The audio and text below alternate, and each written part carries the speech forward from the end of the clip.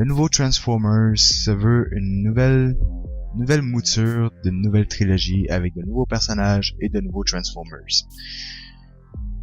Est-ce que le film en soi est une réussite? Non, pas du tout.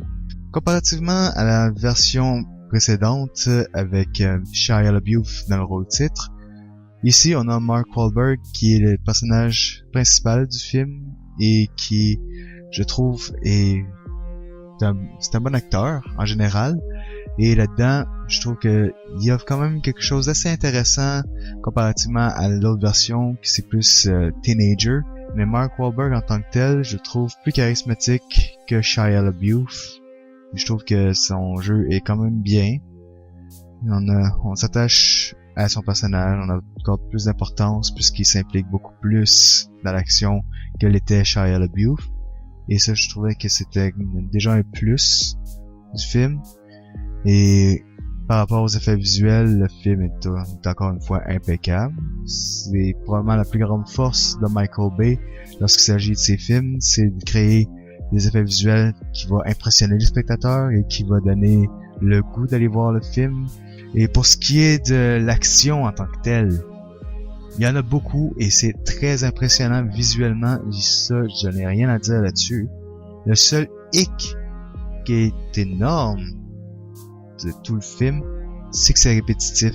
Au bout des explosions, il y en a une tonne, il y a une panoplie d'explosions et de destruction qui remplit le 1h30 du film, parce que le film est déjà long à la base, il dure 2h45 minutes, et je vous dis que 2h45 minutes c'est beaucoup trop long pour un film, et avec ces explosions qui sont mises là, des scènes complètement inutiles qui sont aussi ajoutées au montage, ça donne quelque chose de trop lourd, ça l'enfonce profondément le spectateur dans tout ça, et ce qui fait que dans le fond on finit finalement par s'ennuyer tellement qu'il y a trop de choses, trop d'explosions, trop de scènes d'action, trop de scènes inutiles, c'est trop lourd, puis on s'ennuie carrément.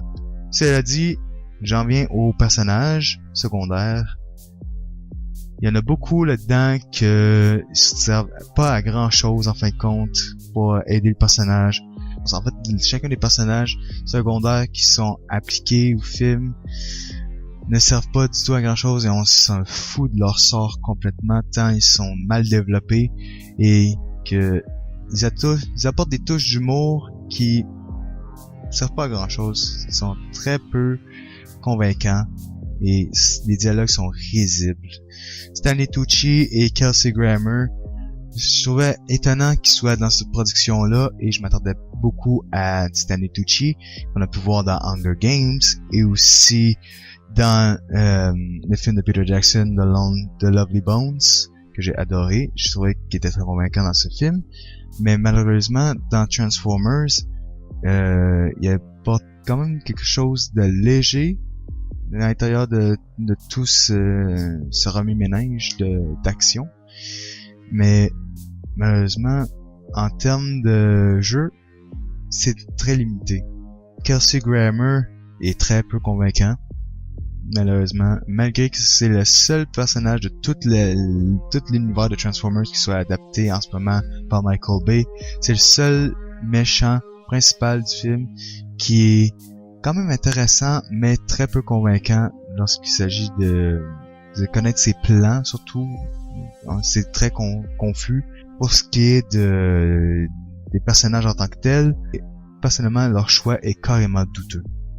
Les personnages font des choix tellement ringards, tellement stupides que malheureusement on ne permet pas de nous attacher, on ne permet pas de comprendre la logique derrière leur raisonnement. Est-ce que Transformers vaut la peine? Pas du tout.